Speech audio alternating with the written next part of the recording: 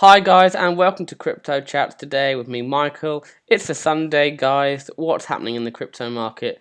Generally, everything is down, but not by a large amount. So Bitcoin's down 0.5%, Litecoin's down like just over 1/4%, and everything else is just around 1% down. But it's the end of the week. People are probably not trading a lot, and generally it's been a good week in the crypto world, especially with what we saw in early January and February, and the market has definitely recovered quite a lot this week. Let's have a look at how Verge is doing. We talked about that yesterday, up 50% yesterday. Where is it? So 10% down today. There we go. So 40% up in the last 2 days. But it's an alt, so like these type of price swings are expected, and that's not a real surprise considering like how big the jump was yesterday. So I think it was like the second biggest on coin market cap, just behind like a really random cryptocurrency which was like 180th in like market cap. I can't remember. I'm sure someone will look at yesterday's video and tell me what crypto that was. Anyway, guys, today I wanted to talk about a pretty interesting development in the crypto world. So basically, an article came up today on CoinDesk, which basically says how Doge is now helping the Ethereum network increase its scalability. This is pretty interesting because, as you know, earlier last year, CryptoKitties were released. So people were struggling to get their hands on like crypto cats, and the value of some of these like cats was insane. Like there was 10 grand, 20 grand, 30 grand for these Ethereum cats, and the reason I'm talking about them is because due to the demand to get these cats, there was actually a really big lag on the Ethereum blockchain. Which meant that it was really slow to use. A lot of people were trying to find it hard to actually get their transactions processed and pay with Ether. But the big news today is that Doge, through a program called TrueBit, is actually enabling for there to be more transactions on the Ethereum network, which is really great because it means that unlike last time where it was really slow, no one could do anything, nothing could move. Now through using the Doge blockchain, they're managing to like syndicate both of the blockchains together, meaning that in theory, next time we have a really big what's the word?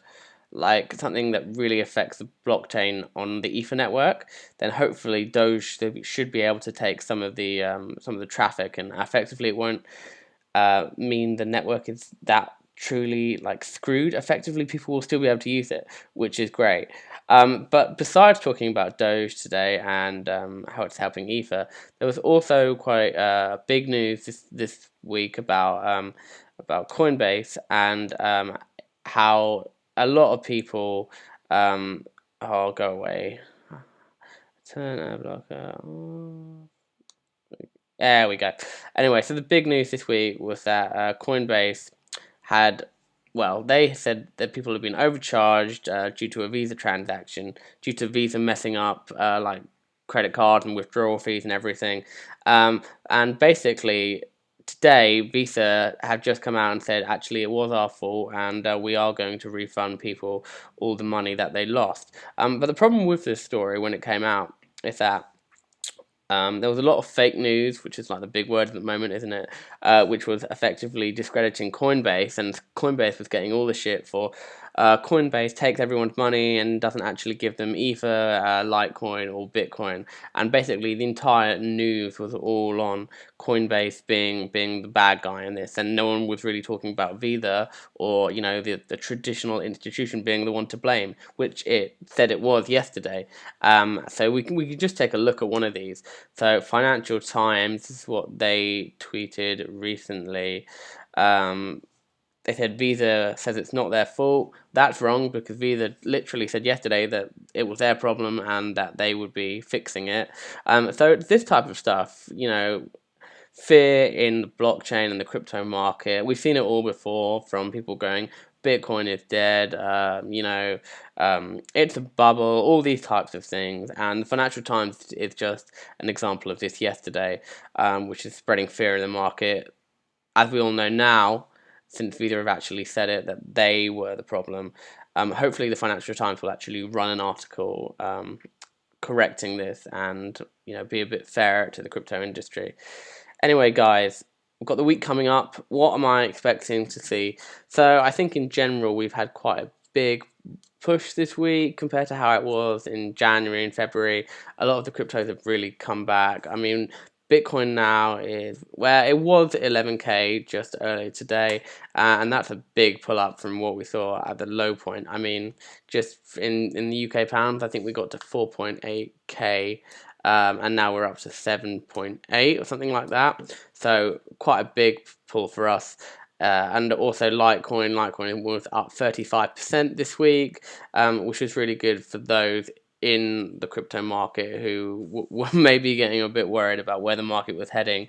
Is it going to absolutely reach rock bottom, or is it actually going to moon again right to the top? But what am I expecting this week? I think we're going to get more market share to Bitcoin, to be honest. I think a lot of people are going to pull back into the coin, and there was actually an article this week that one man, well, or woman, we don't know, had bought $400 million worth of Bitcoin, which is amazing. But it shows the amount of big like bull money in this sector. So I think, for me, I'm expecting Bitcoin to get to around the 12K mark, and I think with Bitcoin rising, we're probably going to see some other competitors go up too. Ethereum, yes. Ripple, yes. And probably Litecoin. There's been this rumor there's been this campaign in Litecoin to fork it. Charlie Lee doesn't seem to be a big fan of this, but as we saw when Bcash came out earlier last year, there was a big rush on Bitcoin's price. So I'm kind of expecting this to happen again with Litecoin. So I think the high in UK pounds is 250, and I would expect if it is actually going to fork like they're saying it will, maybe we'll get above this. Maybe we'll get to like the £350 or like £400 mark. So that would be quite a big thing for like Litecoin's price if Charlie Lee would be a fan with regard to like the actual technology. I'm not quite sure on that, and I don't know enough about the fork to really tell you guys if it's a good idea, if it's a bad idea. But it should be really interesting to see what happens. So with other currencies this week, Ethereum, maybe the good news with Doge will help increase the price a little bit, but generally it's been doing quite well. And Ripple has got loads of deals going on, and as we all know, like Ripple's working with the banks in a way, a lot of big interest from like traditional financial institutions, so it kind of goes a little bit against the grain in the crypto market because, let's be honest, it's all about new banking ways, new finance. You control your money, and Ripple's kind of like no, we're still going to work with existing financial institutions. So they're a bit of like the one on the side, if that makes sense. Anyway, it should be a really interesting week. Let me know what you think is going to happen in the comments below. And if you like today's video, guys, just feel free to subscribe down below.